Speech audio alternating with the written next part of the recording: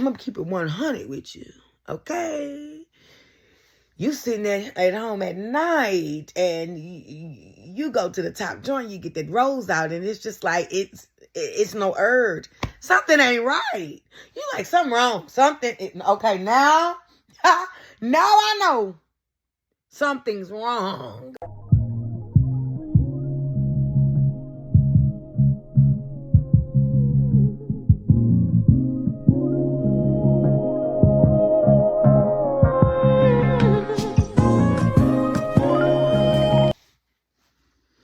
Hey, everybody. I know it's been a minute since I have created a video on YouTube.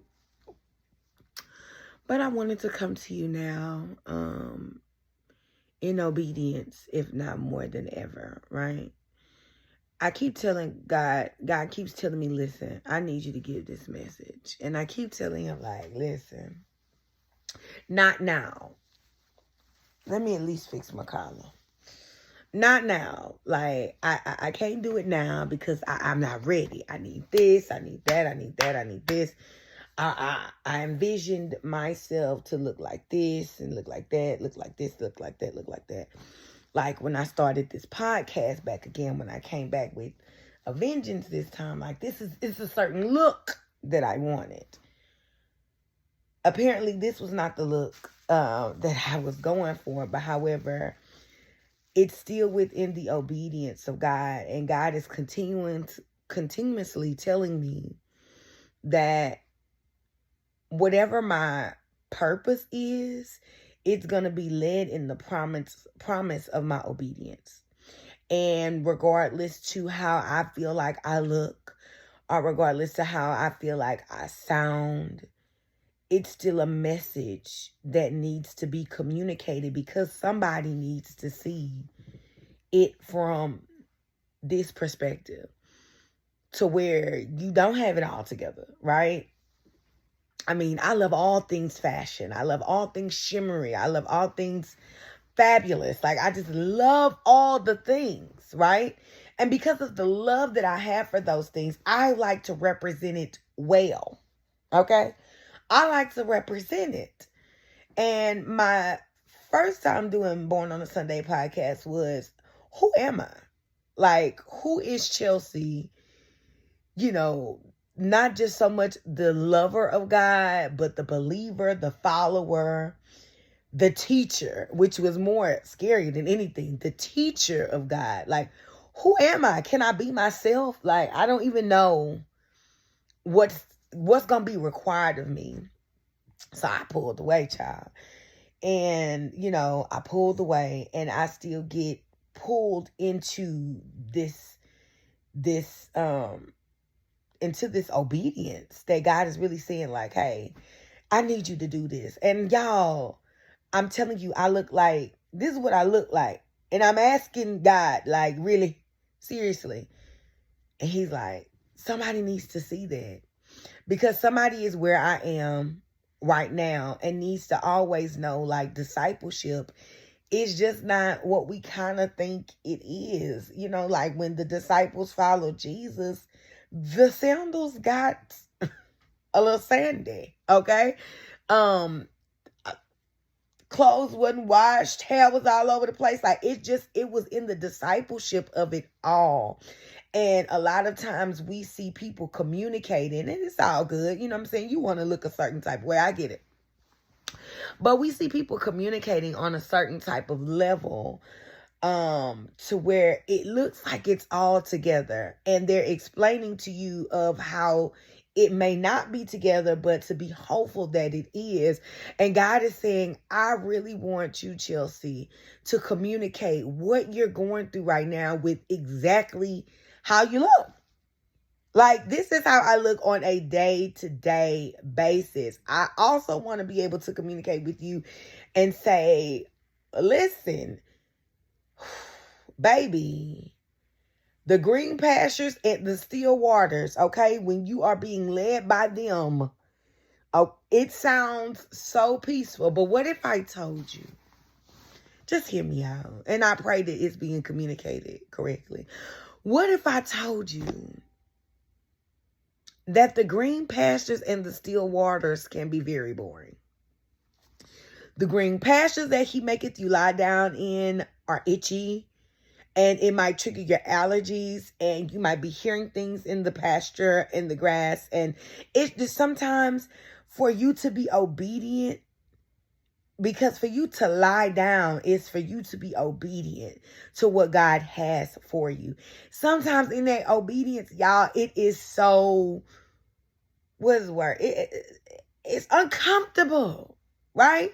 For me to come to communicate what I got to tell you, what God wants me to communicate it to you in the way that he wants me to communicate it to you, looking like Big Worm, like, it's uncomfortable for me. However, it is my green pasture that he maketh me lie down. In obedience is authenticity. Also within the authenticity is your peace that gives you the path to your purpose. Like I'm steady, like my day-to-day prayer is like, God, what is this? Like, why is this dry? Like, what is this? Nothing's happening. Nothing's moving.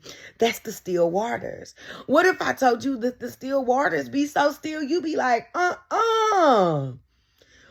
the waterfalls I need to be chasing? Okay. Where's the waterfall? Okay. The green pastures and the still waters, baby, the still waters can be so still, but it's in the obedience that you lie within the green pastures. Listen, and leads me beside the still waters. You have to be obedient. You have to trust that God is not putting you in a position, excuse me, Lord, is not putting you in a position to where you're being led to be moved in fear. Fear is a totally different thing. To be uncomfortable is something that's natural, but you shouldn't have fear to be in the green pastures. You shouldn't have fear to be led beside the green waters. The still waters. Everything's gonna be okay. Right? But I just wanted to talk to someone who was just in the season that I'm in right now. It just feels like anything that I try to do, it's not working. Anything that I put my hands on, any idea that I have, any plan that I have, it is not working. And I am telling you that just to let you know that there is going to come a time where you're going to have to lie down in that green pasture and in that still water. And baby, you're really going to not want to be there, because it ain't always fun in the green pastures. It's boring. Nothing moving, nothing shaking. Your phone don't ring. Nothing happens. Nothing happens here. Okay, but there's a great work. But it's just stuff that you're not. It's just an uncomfortable feeling because you're not used to lying down. You understand what I'm saying? It is the obedience that you have. It is these steps that you have to take. Y'all, you're going to have to get to this point to where you try to do things on your own and they're not going to work for you, right? And then it comes to the point to where you'll get to the place where it's just this. And you get to the place where you like, God, I look like this. And God is saying, perfect. Oh, beautiful. Beautiful, God. That's what God is saying. Beautiful, perfect. I can use that. There she is. There he is. I can use that. You know what I'm saying? And in our minds, we like, oh my God, this is not what we want it to look like. But then we have to understand, to really have faith in God, we can't see nothing. So to go by what you look like and to say, like, I have faith in God, but I want God to work in me, but I want to be obedient, but I don't want to do what he wants me to do because I don't look like what I visioned myself to look like to be. Ain't nobody ask you to see nothing. And 9 times out of 10, if we really could see the faith that God really wants for us, we wouldn't even want it. I promise you. I got to do that? Oh, don't worry. Never mind. Thank you. We wouldn't even subscribe to it. I'm telling you. So have the faith and understand that what you see is not what God really, really, really wants you to see. Okay? It is not what he wants you to see.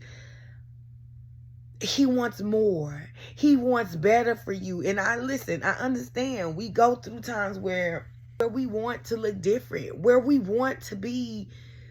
It's like, okay, you know what? Maybe this discipleship thing isn't for me. Because I was so much prettier when I was not worried about the discipleship. I was so much prettier then. Like, I'm just going to go back to what I'm used to. Because this walk in discipleship, I'm not used to it and I'm uncomfortable, right? I'm uncomfortable right now. Like, I don't want to. And I like to associate myself. Like, now I'm telling y'all, listen. Now when I think about, or when I not think about, now when I hear stories in the Bible, or when I read of stories that happen in the Bible, I look at them differently, right? I see them, I relate to them differently. So the woman with the issue of blood. If you would have asked me probably a couple of months ago, I ain't gonna eat much front. No. If you would have asked me probably 30, 45 minutes ago, the woman with the issue of blood, I associated that as myself as I felt that I associated myself with it because I felt that the woman with the issue of blood was metaphorically speaking of my heart, right?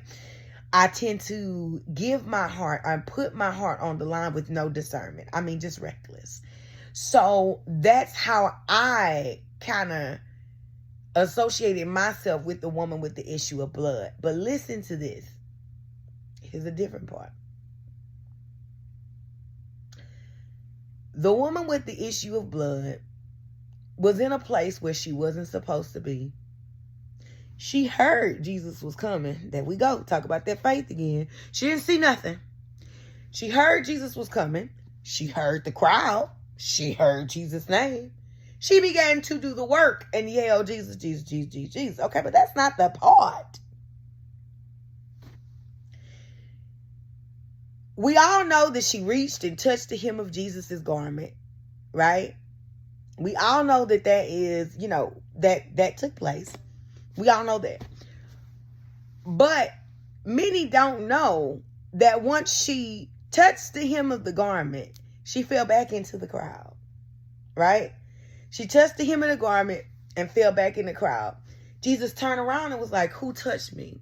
He wasn't leaving until he found this woman that fell back into the crowd. I say that to say this. Even when you feel like you don't want to be in that pasture or by that still water, sometimes we get up because we get frustrated and we get impatient and we go back to the crowd. Jesus still understands the effect that you have on him, and he will come into that crowd and get you. Because sometimes we want to go back to what's familiar. She went back into the crowd because she felt as if Jesus wasn't listening to her. He didn't hear her. She didn't know at the time that Jesus was like, wait, who touched me? That was something that Jesus had going on. Like, you know what I'm saying? Like, there are so many things that are working for us that we just don't see. And if we are patient, it can happen within a moment's time. If she would have touched the hem of the garment and just ran off and was like, Jesus never does anything for me, the girl would not have been told because of your faith. She wouldn't have been told that. So she went into that crowd, baby, and she went back to what she knew, where she thought she was supposed to be. And people were telling her to be quiet and shut up and all that kind of stuff. She's like, at least let me touch the hem of the garment. And that's what she did, and went back into the crowd. And my God, because we serve a God that is so good and that he gave his only son for us, Jesus did not move. Just as he does in your life right now, he ain't moved. He wants to know who touched him. He's still asking that same question. Even with your issues, with your issue with the woman, as a person with the issue of blood, he still wants to know who touched him, even if you go back into the crowd. So obedience is key, right? And still waters, it ain't always fun. The green pastures ain't always fun, because sometimes you find yourself lying in the green pastures and you ain't got nowhere to go. Okay, I mean the green and still pastures where you ain't got nowhere to go. Ain't nobody calling you saying, let's do this, let's do that. Like, you ain't the social butterfly. You not the socialite like you used to be. You like, what's up? Like, what's going on? Have I lost my spunk? Yeah, you haven't lost anything. It's just a preparation, right? It's the preparation for the purpose and the position that you in that's going to put you on that purpose. You understand what I'm saying? And sometimes it just looks just like this. Ugly. But God sees it to be beautiful. So, make your way through the crowd, baby. And even if you fall back into the crowd, you still serve a God that is going to turn around, and he is not going to leave until you come with him. How about that?